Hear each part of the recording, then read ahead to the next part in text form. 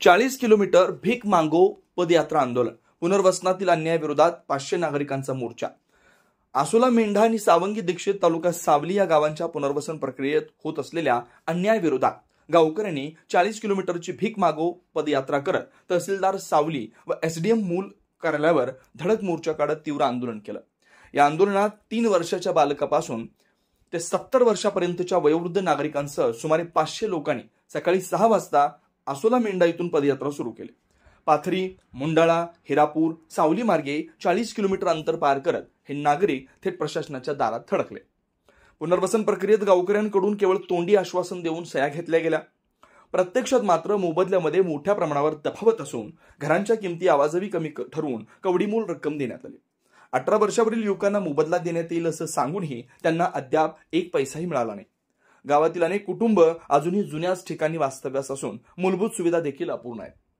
प्रकल्पग्रस्तांनी सांगितलं की लवकरात लवकर न्याय मिळाला नाही तर कुणीही गाव सोडणार नाही आणि कोणताही प्रकल्प सुरू होऊ दिला जाणार नाही.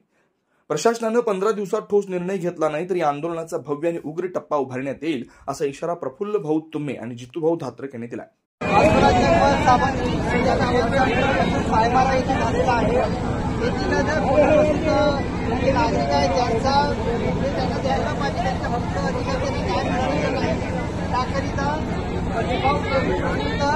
आपली प्रभुभाऊ तुम्हे सावंतकालीन अध्यक्ष यांच्या मार्गदर्शनाखाली शेकडो लोकांना घेऊन या ठिकाणी पायी यात्रा काढलेली आहे आणि त्यांनी थेट एटीएम कार्यालयाला जाणार होते. मात्र त्याचा धक्का घेत एटीएम साहेब या ठिकाणी काय झालेले आहेत. साहेबांना सावली तालुक्यातील एसडीएम मॅडमांना भेटलेले आहेत. भाऊ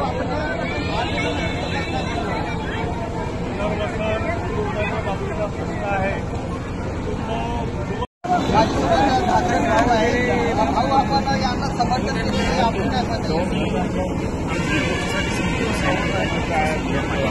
सगळ्यात महत्त्वाचा मागच्या 7 वर्षापासून ज्या गरीब लोकांना पुनर्वसन झालं ज्यांच्यासोबत शेती गेले त्या 7 वर्षापासून त्यांना त्याचा जो मोबदला भेटत नाही आहे त्याच्यातही शासनाने म्हणून 8,76,000 रुपये तरी पण त्यांना अमाऊंट त्यांना मिळालेलं नाही आहे. कोणाला 2 लाख, कोणाला 3 लाख, कोणाला 4 लाख रुपये सुद्धा दुजाभाव केला आहे. हा दुजाभाव सर्व म्हणजे शासकीय कर्मचाऱ्यांनी केला, शासकीय अधिकाऱ्यांनी केला. आता डायरेक्टली त्यांना त्यांच्यामध्ये टीका आहे आमची आणि त्याच्यामुळे हा सगळा जो गोंधळ उडालेला आहे.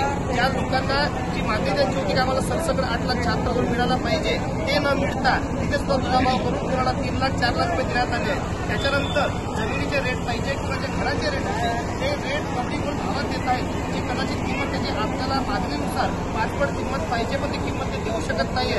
ही सुद्धा शोकांतिका आहे. या सगळ्या गोष्टीला सर्वस्वी जबाबदार आम्ही जर म्हणू तर याच्यात आमचं पूर्ण शासकीय व्यवस्था आणि शासकीय कर्मचारी आणि अधिकारी आहेत त्याच्यामुळे आमचा प्रथमतः त्यांना विरोध आहे. आता जी कदाचित त्याची चुकी झाली असेल येणाऱ्या 15 दिवसात 20 दिवसात त्याच्या चुकी दुरुस्त करावी अन्यथा याच्यापेक्षा तीव्र आंदोलन मोठा आंदोलन आम्ही 100% करू आणि तेव्हा